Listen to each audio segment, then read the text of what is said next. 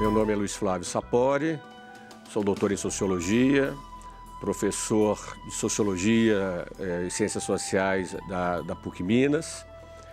E é importante discutir o tema da reincidência criminal porque é através da diminuição da reincidência que fazemos uma boa prevenção social da violência criminal.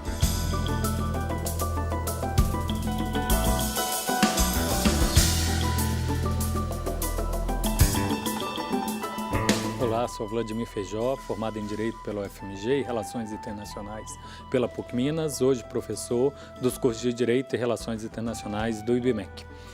Acima de tudo, é preciso reconhecer que o Brasil, além de ser violento, vive um sério problema que a nossa Constituição prevê trabalhar com ele, que é a redução das desigualdades e a marginalização. Os presos, obviamente, se inserem em todo esse processo.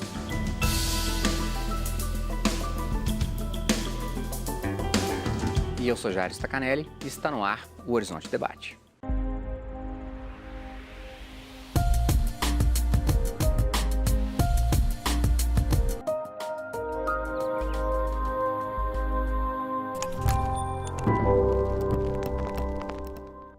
Olá!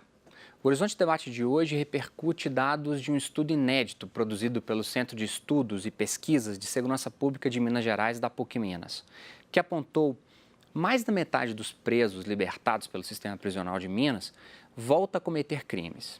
É recorrente o fato de que a maioria dos presos que saem da prisão após o cumprimento da pena voltam a delinquir em pouco tempo. Qual o perfil dos reincidentes? Onde está a falha no sistema prisional? Professor Luiz Flávio, professor Vladimir, alegria tê-los. É um prazer participar do programa, Jair. Prender funciona? Depende de quem está se prendendo, né? Porque a prisão, per si, ela não é decisiva para a redução da criminalidade. Ela não é, digamos, o fator decisivo para se reduzir a incidência de homicídios, roubos, latrocínios, etc.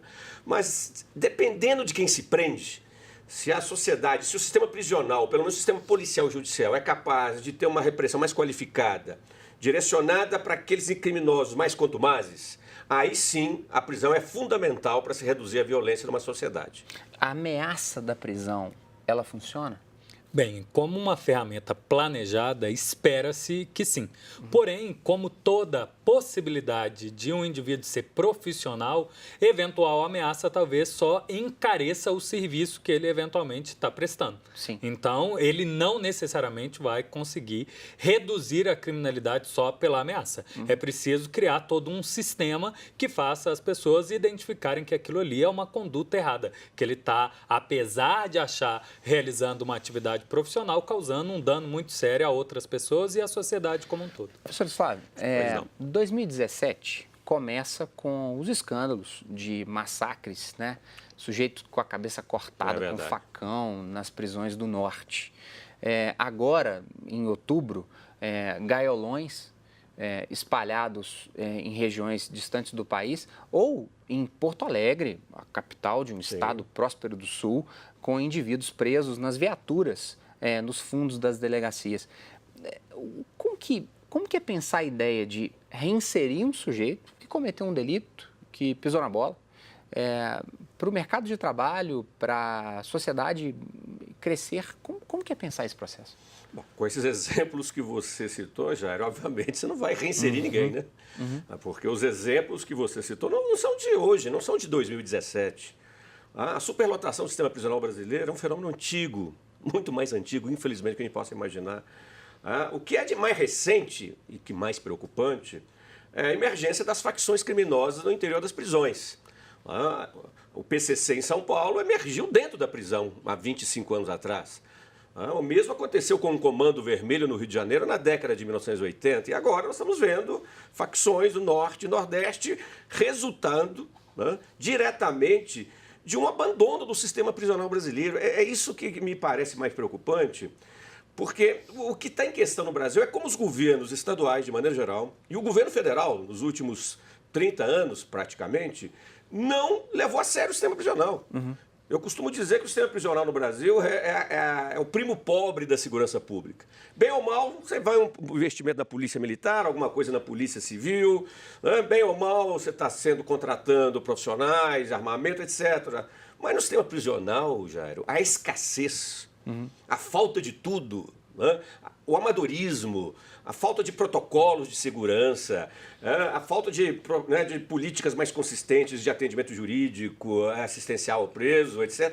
É o cotidiano do sistema. Numa situação como essa, é óbvio que a prisão ela não funciona. É óbvio que a prisão, numa situação como essa, ela vai gerar fatos como você, né, acabou de discorrer. Agora, quando pensamos no político, ou na representação, e pessoas que até respeitamos, acredito que vocês também viram isso, de que tinha que acontecer, era o que aconteceu no presídio de Pedrinhas ou num daqueles de Manaus, que tinha que acontecer aquilo, era todo ano. Bom que acabava com a massa carcerária pela metade.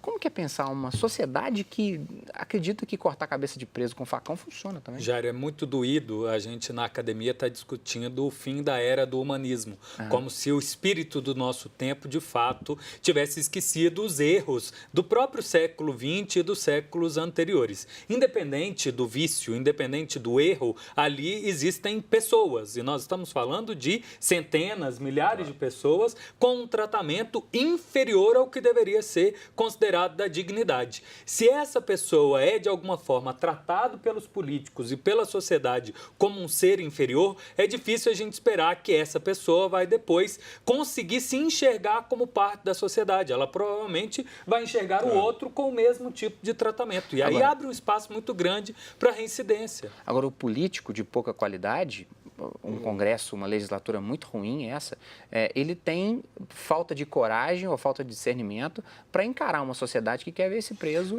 Mas não é falta de discernimento não, viu, Jairo? É como você bem o disse, o sistema prisional, ele não dá voto. Né?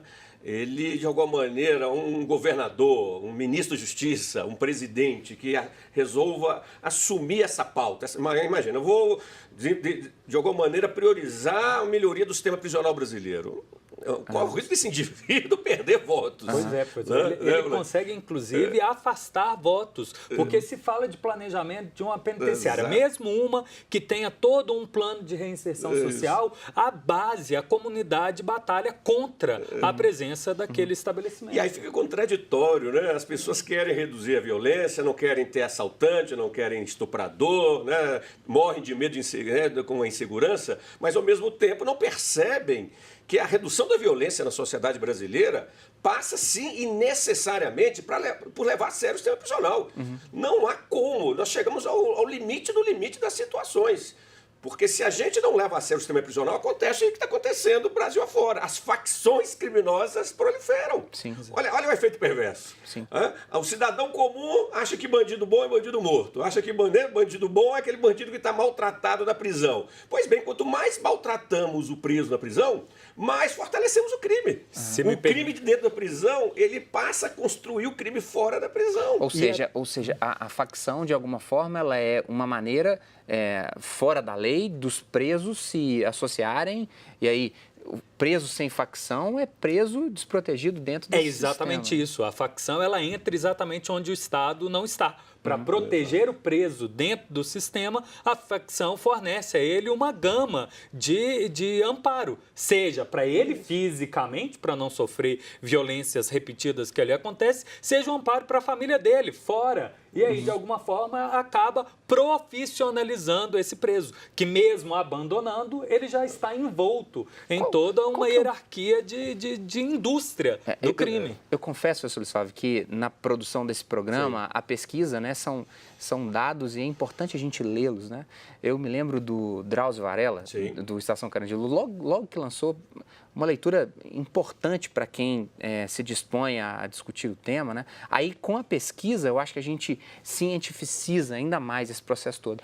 Isso. Qual que é o perfil desse reincidente, professor Sá? O reincidente em Minas Gerais, segundo a pesquisa que nós realizamos, ele é geralmente jovem. Quando ele sai da prisão, ele é mais jovem, na faixa etária aí de 29 a 30 anos, né, principalmente. Geralmente ele cumpriu pena de prisão por um crime contra o patrimônio, geralmente um furto ou um roubo. Né? Por incrível, ao contrário do que muita gente imagina, e eu particularmente imaginava, a reincidência do traficante de drogas é menor do que assaltante, isso é interessante. Né? E ele é homem, né? Os homens, o gênero masculino, reincidem muito mais do que as mulheres, isso é um aspecto muito importante. Há uma dimensão de gênero, né, nesse fenômeno. E um outro aspecto, geralmente ele tem uma trajetória criminosa grande antes de ter cumprido a pena de prisão. Geralmente é alguém que já tinha uma carreira no crime. E aí dá para entender, porque geralmente um indivíduo que começou uma vida criminosa muito cedo, talvez lá na adolescência, né, Vladimir, significa que ele consolida uma identidade adulta, Jairo, voltada para o crime. Esse indivíduo, então, a chance dele se reinserir depois da pena de prisão é menor. Então, a pesquisa mostrou de maneira muito clara, não, que você tem uma dimensão de faixa etária, de gênero, e, né, um perfil criminal específico e de uma trajetória ao longo do tempo. Esse indivíduo, a chance dele reincidir é muito maior daquele que não se encaixa nesse perfil. Sim. Sapori, Vladimir, vamos para um breve intervalo. Eu acho que a gente já colocou um pouco dos assuntos e agora é amarrá-los ainda mais. O que você pensa sobre o que a gente está discutindo agora? Preso bom é aquele amarrado no tronco, tomando chicotada?